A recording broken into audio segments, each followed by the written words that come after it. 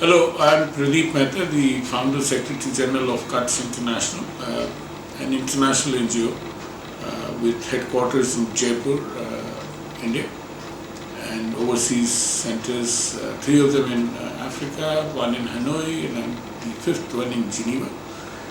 We work in the areas of trade regulation and governance. We were established in 1983, and in order to celebrate our 30 years of existence and the hard work that we've done, we decided to organize a series of lectures around the world with friends, ranging from down under in Canberra to Washington DC and New York in the US, and Geneva, London, and so on, including in Jaipur and in Delhi, Jaipur being our headquarters and so on. These lectures cut across a swath of the work that we've done. The idea was to get a kind of a guideline or a pathway to what and how we should approach these areas in future. And they have been captured in a book, Better Governance for Inclusive Growth, which is available on our website as well for anybody to download. Now I'll leave you with a mosaic of all these 17 lectures, each containing a snippet, an important part of whatever the person had spoken about. And I hope you enjoy it.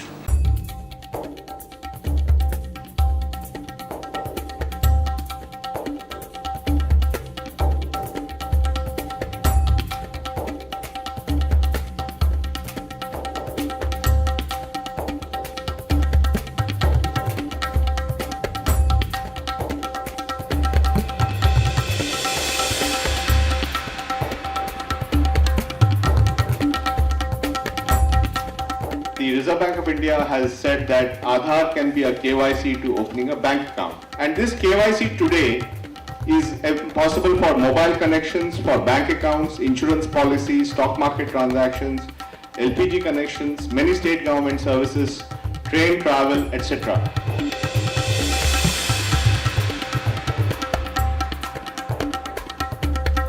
What is inclusiveness?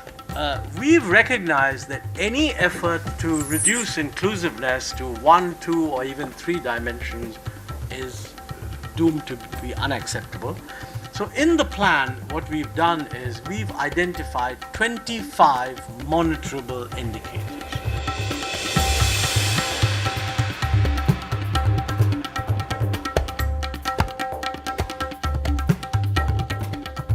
Organizations like CUTS and other civil society organizations play important role in keeping the multilateral system accountable. CUTS is celebrating its 30th anniversary. Next year, UNCTAD will be celebrating our 50th anniversary. It's a long time for UNCTAD to be around 50 years, and in the last 8 years on my watch, we've always been working very closely with CUTS.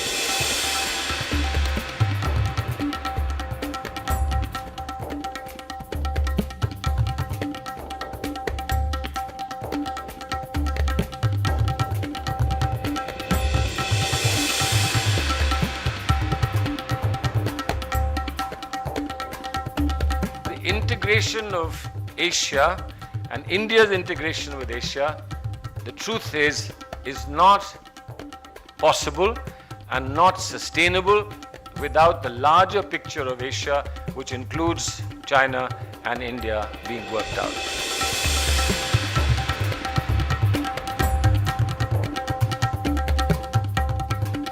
Sustainability for our region should not mean the maintenance of the status quo.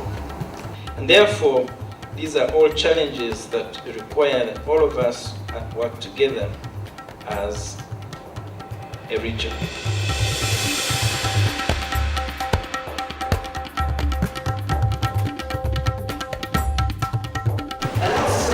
short-term pain that we have to bear in our bid to overcome the challenges of regional integration would lead to long-term gain for everyone. We welcome the opening of the CUT Center in Accra and look forward to its active participation in providing research support to Ghana and the West African region on critical economic policy issues.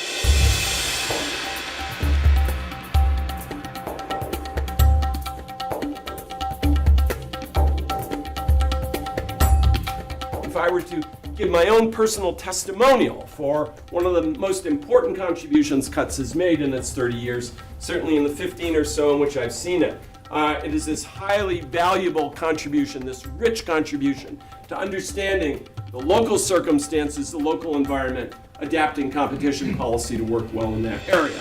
The weight of China, India, Brazil, emerging markets in general is indeed now becoming significant.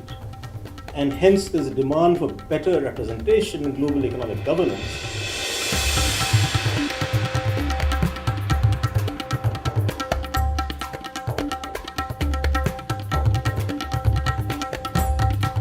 Trade, basically the multilateral system, unfortunately is on ice or an ICU, whichever way you prefer.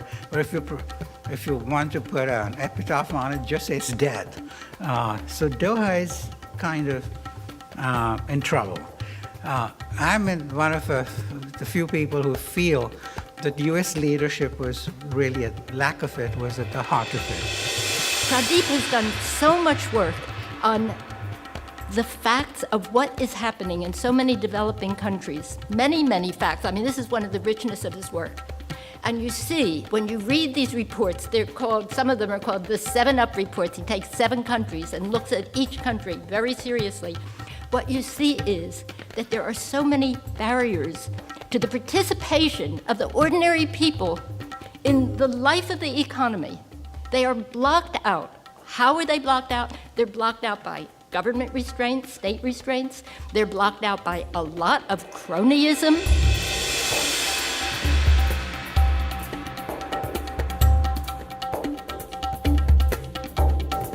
India needs to address Pakistan's concerns with regard to tariffs and non-tariff barriers, especially in the textile and agriculture sectors. And until market access is provided, let's call it a level playing field again, to Pakistan's exports in these sectors, by addressing the issues, a large section of Pakistani businesses will remain apprehensive about opening up the Pakistani market to India.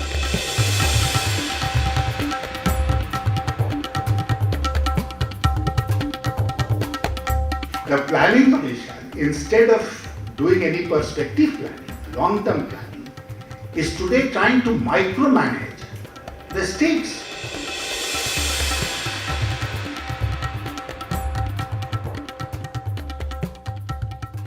After many of its many failures, the centralized state everywhere has lost a great deal of legitimacy.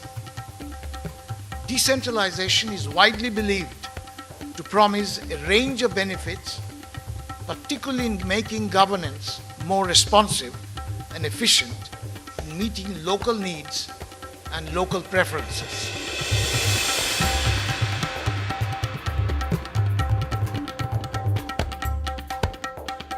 The concept of economic governance and political governance, I don't think can be disassociated from one another. But then we can have a real debate about the link between political governance and economic governance.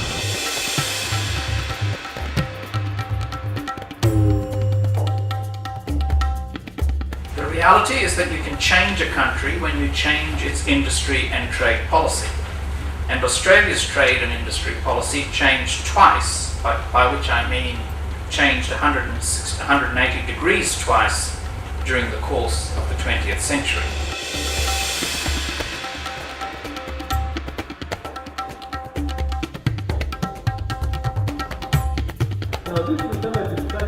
Regional integration is an important factor in fostering competitiveness and ultimately efficiency among small and medium businesses.